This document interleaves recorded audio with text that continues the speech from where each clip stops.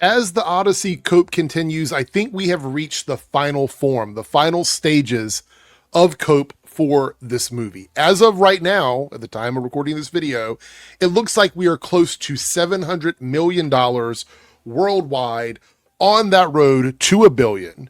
We still have a bunch of IMAX screenings that people are going to see, a bunch of large formats overseas that people are going to go see, and they're going to continue to go watch this movie for at least a few more weeks. So it looks like $1 billion is definitely going to happen. But it seems like the cope, like I said, has reached a new level, its final form. Let's take a look at this tweet. So I shared this on my community tab, and I've already watched a big chunk of the video, so we're not going to watch it together. It's just, not only is it boring, but it's also inaccurate. It's a really bad bro math. Nothing new here, just a lot of coping and seething about the success of the Odyssey. The thumbnail, it's still gonna flop, is wild. We're already at 700 million. And it's still making money right now. Now, of course, Spider-Man is coming out. I think Spider-Man is also going to have an incredible opening weekend, probably do really well at the box office, but that doesn't mean that this movie is all of a sudden going to stop selling tickets. That's just ridiculous. It doesn't make sense. But this person, Script Trooper, who I was not aware of until a couple of days ago, says the Odyssey needs 1.36 billion to break even, and then goes on in the video to bring up 1.5 as like where they start making actual money. And then he says it's 40 million is what they're looking at making if it gets to that 1.5 billion. This is ridiculous. When you have to start putting 1.36 billion at the break even for a movie like this, where even the bro math budget, you can't get to this number. And this isn't the only person doing this. It's just the biggest example because this one started trending and that's how I found it. But there's plenty of people out there in this space who are saying the movie is still going to flop. It's still not going to make money. They just, and then the goalposts have changed, obviously, on how we gauge quality. Even though it's get woke, go broke, it's not about the box office. Now, all of a sudden, it was always going to do well. So when we say it was going to flop, we weren't talking about financially. That's not what we meant. So what's get woke, go broke mean? Like, if the get broke part isn't a necessary condition, then the phrase doesn't make sense. I've talked about this before. It's not sometimes it's get woke, go broke. Maybe get woke and possibly go broke. No, it's get woke, go broke. It's any sort of DEI, any sort of wokeness, any sort of like progressive ideology in something. It means it's going to be a flop. It's not going to make any money. That's the whole point of the phrase. That is the mantra of this community. And this movie has broken that. And so we've watched video after video after the last week and a half of these people just absolutely melting down and crashing out because their predictions about this were not true. And they can't do it with Spider-Man either because Spider-Man, we know Spider-Man's going to make money. It's Spider-Man. Which, by the way, avoid the internet. There's major spoilers out there. Other than the stuff that I bookmarked here, I've stayed away from Twitter. I have not jumped on Instagram. I don't use TikTok. I've tried to avoid all of it. There's obviously major spoilers. If you're going to see it this week, stay away from that. But getting back to this, I think it's really interesting. They're still harping on this. We saw I talked about this yesterday. Is going back and clickbaiting Supergirl outrage. Bro, nobody's outraged about Supergirl anymore. Like, honestly, the vast majority of people who wanted the movie to be good, like myself, were very honest that we didn't like the movie. So there was no, like, defending the box office being low on Supergirl because it's pretty obvious. And the reason why you do that is because there's a level of credibility, there's a level of reality that goes into this. And doing stuff like this and trying to pretend that the movie has a bunch of problems that it doesn't actually have simply because you cannot accept that the movie is going to be a success just looks really pathetic. This is worse than going, it was just mid, it was average, it was a 5 out of 10. Like, this is worse than that because now you're like still trying to flop watch a movie that is going to cross $1 billion. I mean, it really is kind of sad and pathetic. Here we have Chris Gore shouting out and supporting Emily Wilson. You know, Emily, the feminist translator of the Odyssey, 2017 Emily, who it was basically the entire framework for why these guys hated Christopher Nolan's Odyssey was because he based it on her translation. But now they're supporting her because she didn't like the movie. I want to reiterate, because I think it's important to say this. If you don't like something, it's fine with me. I don't care if you don't like it. It's your opinion. You can absolutely have it. And if you love it, you love it. And if you think it's just whatever, it's whatever. It really does come down to who you are and your pattern of behavior. Emily, as far as I know, isn't a film critic. I could be wrong. I looked it up, didn't see it anywhere. So this is just her personal opinion about Christopher Nolan's adaptation of the Odyssey, based on her translation or not. She did not like it. She said some pretty scathing things about it, and that's fine. It's her right to do that, whatever she wants to do. But now all of a sudden, Chris Gore is like, you go, girl. Real dialogue from the Odyssey, probably. Emily has a point. And then he doesn't stop there. Like, it's not just him retweeting this and showing that, like, oh, well, I agree with Emily here. He goes under the post from Variety. It says, Emily Wilson confirmed Chud. If you ever want to know if Twitter is rage bait, this is what rage bait is. I don't even engage on Twitter anymore. Fuck Twitter. I don't engage on Twitter. I bookmark stuff. I might heart some stuff from my friends, but I don't engage on Twitter anymore. I don't even respond to people on Twitter. And then he goes even further. You go, girl. Real dialogue from the Odyssey, probably. Emily has a point. So he's just repeating all the stuff and retweeting the things that he said. Like, this is crazy.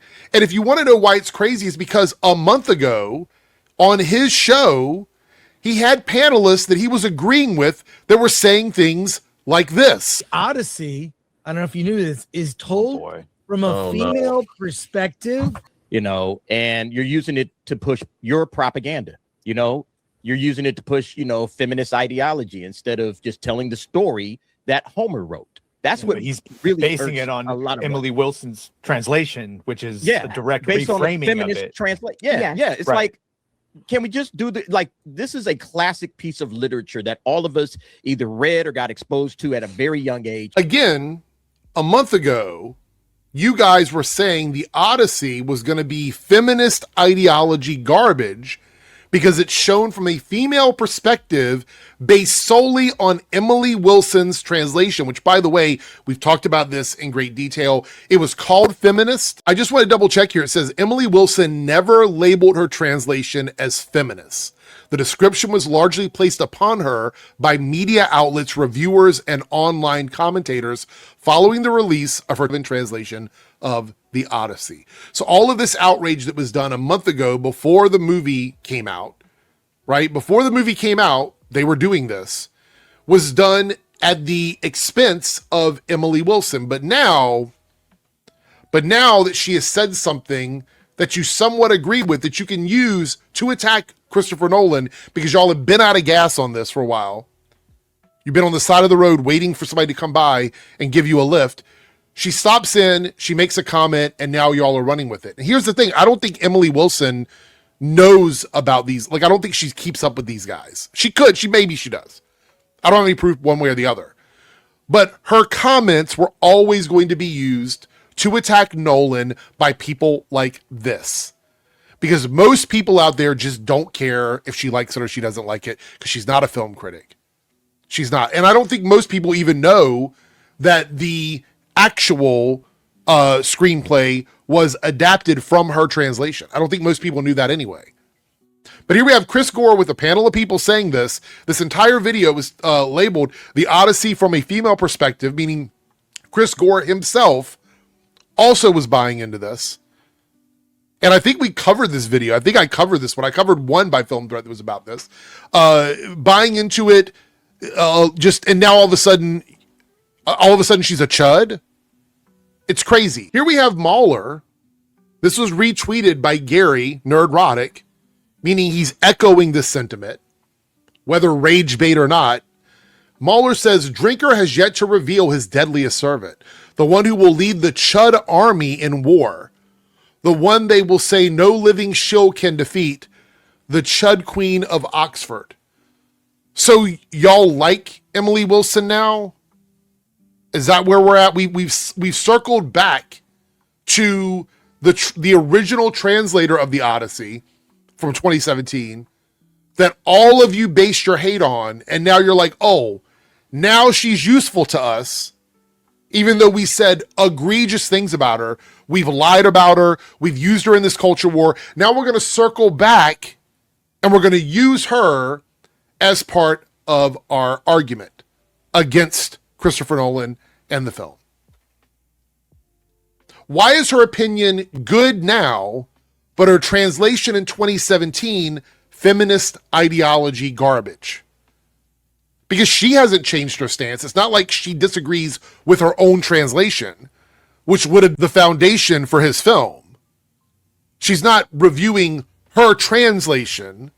She's reviewing the finished movie. So I'm not sure why all of a sudden this feminist ideologue is now someone that you guys like. Well, I mean, I do know why. It's because these guys have no actual principles. They don't have spines. They don't have backbones. They don't really have an informed opinion about any of this. It's all performative. It's all nonsense. It's all bullshit. And it's not just them. We have someone that I have yet to cover actually jump into the ring about this.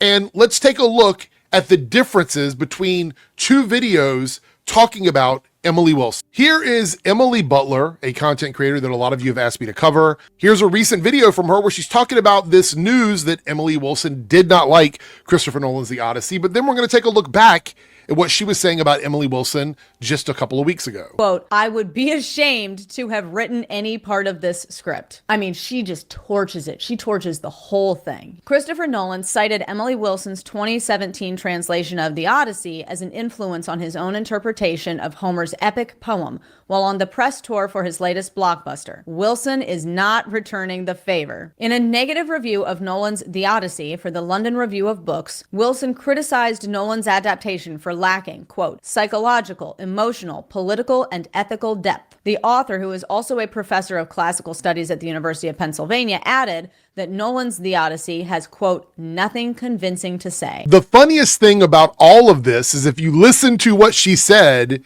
she wanted it to be more political, more socially conscious, more feminist, all the things that you guys railed against. Let's hear what she was saying about Emily just a month ago. Listen, guys, we already knew that Nolan's Odyssey is looking like it's extremely woke. We've seen this in creative decisions in the trailer.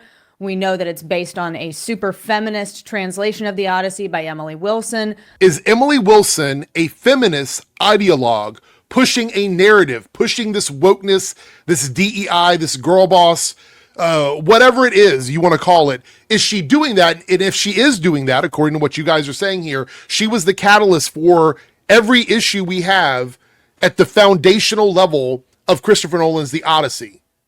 But now in a complete turn, you're supporting her when she says she doesn't like the movie. It just doesn't make any sense. It doesn't make sense from any standpoint whatsoever. Just because she didn't like the movie does not change anything about who she is, the translation of the Odyssey that she wrote. None of these things change because she didn't like Christopher Nolan's movie. As I said at the beginning of this video, we are at the final form, the final stages of the coping and seething over this Odyssey stuff. A lot of these channels have moved on. I don't think we're going to see Critical Drinker talk much more about this. I don't think we're going to see Nerdrotic talk much more about this. We're going to see some of these fringe channels still try to ride the wave of the outrage against the Odyssey because they quite frankly don't have anything else to do right now. There's nothing else out there.